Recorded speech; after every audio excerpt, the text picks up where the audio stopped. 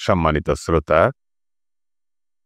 আসুন আমরা শুনি শ্রদ্ধেয় লেখক বনফুলের ছোট গল্প বিনোদ ডাক্তার। বরাবরই ধারণা ছিল বিনোদ ডাক্তার খুব উঁচু দরের লোক।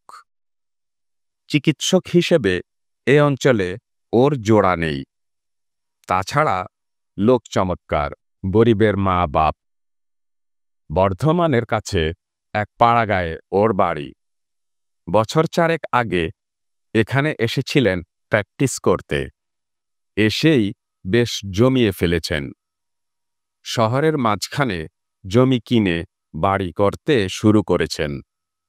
রূপে গুণে সমান, বেশ সুপুরুষ চেহারা, ইয়া লম্বা ইয়া বুকের ছাদি। মাথার সামনের দিকটা সামান্য একটু কাক আছে অবশ্য, কিন্তু তাতে কোনো ক্ষতি হয়নি, বরং গাম্ভীর্য যেন বেড়েছে একটু। আমি যখনই খবর পেলাম যে বিনোদ আমাদের পাল্টি ঘর, তখন থেকেই ওর সম্বন্ধে আমার কৌতূহল বাড়ল। বোনটির এখনো বিয়ে দিতে পারিনি। লোকের কাছে বলে বেড়াই বটে 20, কিন্তু ওর আসলে বয়স 25। আর বেশি দেরি করলে চুলে হয়তো পাক ধরে যাবে। কিন্তু বিয়ের বাজারের যা অবস্থা, তার উপর বোনটি আমার একটু কালো। চোখ মুখের ছাঁদ খারাপ নয়, লেখাপড়াও শিখিয়েছি, কিন্তু এ পোড়া দেশে রূপ আর রুপিয়ার যোগাযোগ না ঘটাতে পারলে মেয়ের বিয়ে হয় না। এক জায়গায় প্রায় লেগে গিয়েছিল, কিন্তু কুষ্ঠি বাদ সাধল, ভৌম দোষ বেরিয়ে গেল। কিন্তু বিনোদ ডাক্তারকে দেখে আমার মনে আশার সঞ্চার হলো। শুনলাম বিয়ে হয়নি, বাবা মা নেই, কোনো বখেরাবাজ অভিভাবকও নেই। কৌশলে আলাপ প্রসঙ্গে জানতে পারলাম বিনোদের বয়স 35, বেশ মানাবে। সুতরাং লক্ষ্য স্থির রেখে আধুনিক যুগের কায়দা অনুযায়ী অগ্রসর হচ্ছিলাম। মেয়েদের সময়ে বিয়ে না দিলে নানা রকম ব্যাধি জোটে শরীরে, বুক ধরফর, মাথা ঘোরা, ফিট। আমার বোন অমিতারও লেগে থাকতো একটা না একটা। আমি এতদিন হোমিওপ্যাথি ঔষধই দিতাম, নিজেরই বাক্স ছিল একটা। কিন্তু একদিন মনে হলো এই সূত্রে বিনোদ ডাক্তারের সঙ্গে অমিতার যদি পরিচয়টা করিয়ে দিতে পারি, আর বিনোদ যদি টোপটা গিলে ফেলে, তাহলে আমার কার্যসিদ্ধি হয়ে যাবে। বুক ধরফর করছিল একদিন অমিতার। বিনোদ ডাক্তারকে ডেকে আনলুম। অনেকক্ষণ ধরে খুব ভালো করে পরীক্ষা করলে সে। তারপর প্রেসক্রিপশন লিখে দিলে। ফি দিতে গেলুম, বললে আগে ভালো হোক, তারপর ফি নেব। শুনলাম মধ্যবিত্ত বা গরিব বাঙালিদের কাছ থেকে সে ফি নেয় না। ওষুধের ফল হয় খুব। নিমন্ত্রণ করে খাওয়ালাম একদিন। তারপর থেকে প্রায়ই আসতো যেত। ঘনিষ্ঠতা বাড়তে লাগলো ক্রমশ। আমার সঙ্গে তো বটেই, অমিতার সঙ্গেও। তারপর একদিন কপাল ঠুকে বিয়ের প্রস্তাবটা করে ফেললুম। শুনে সে চুপ করে রইল কিছুক্ষণ। মনে হলো মুখটা যেন বিবর্ণ হয়ে গেল ক্ষণিকের জন্য। তারপর হেসে বলল, না, আমি বিয়ে করব না। কেন, বাধা আছে? বলেই এমন গম্ভীর হয়ে গেল যে আমি আর বলতে সাহস করলাম না যে বাধাটা অতিক্রমণ্য কিনা। এরপর থেকে সে আমাদের বাড়িতে আসাও বন্ধ করে দিল। ভারী বেকুব হয়ে গেলাম, কি করতে কি হয়ে গেল। তারপর সসংকোচে গেলাম তার বাড়িতে একদিন। উদ্দেশ্য পুনরায় তাকে নিমন্ত্রণ করে ভাবসাব করা। গিয়ে দেখি একটি অচেনা লোক বসে আছে, আর তার সঙ্গে নিম্নলিখিত রূপ কথাবার্তা হচ্ছে। আপনাকে যেতেই হবে ডাক্তারবাবু।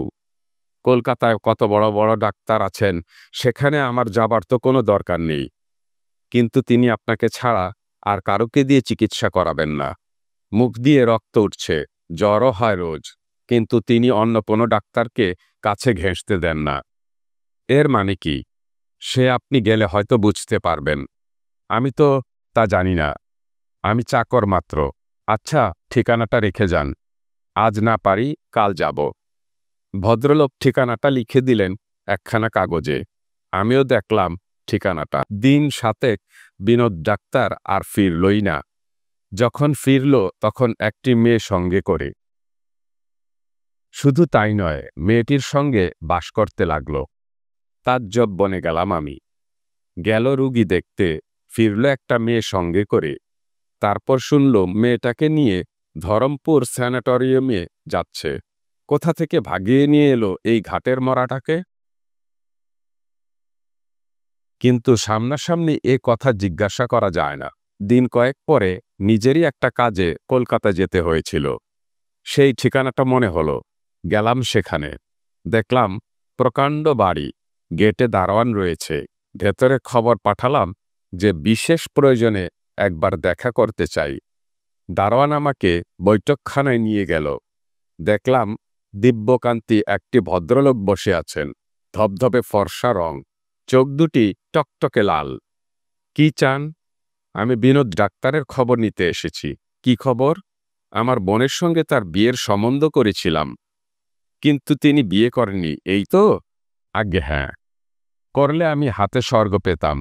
দাঁড়িয়ে রইলেন কেন? বসুন। আমি বসতেই ভদ্রলোক ভিতরে চলে গেলেন। একটু পরে একটা চাকর কিছু জলখাবার আর চা দিয়ে গেল।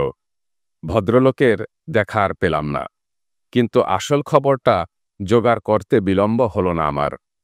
চা জলখাবার খেয়ে বেরিয়ে পড়লাম এবং পাড়াতেই আশেপাশে খোঁজ করলাম। যা শুনলাম তাতে অবাক হয়ে গেলাম। বিনোদ ডাক্তার বিবাহিত। তাঁর স্ত্রীকে এই ধনির দুলালটি সম্মোহিত করে ভাগিয়ে এনেছিলেন। দিন কতক পর স্ত্রীটির হলো যক্ষা। এত বড় পাপের ফল ফলবে না? এই খবর পেয়ে বিনোদ ডাক্তার এলো, এসে নিয়ে গেছে। তারপর কি হয়েছে পাড়ার লোকেরা জানে না। ফেরবার সময় একখানা খবরের কাগজ কিনেছিলাম। তাতে চোখ পড়ল একটি খবর, একজন লোক তার বিশ্বাসঘাতিনী অসতী স্ত্রীকে গুলি করে মেরে নিজে গিয়ে পুলিশের কাছে আত্মসমর্পণ করেছে। কত রকম মানুষই যে আছে এই পৃথিবীতে।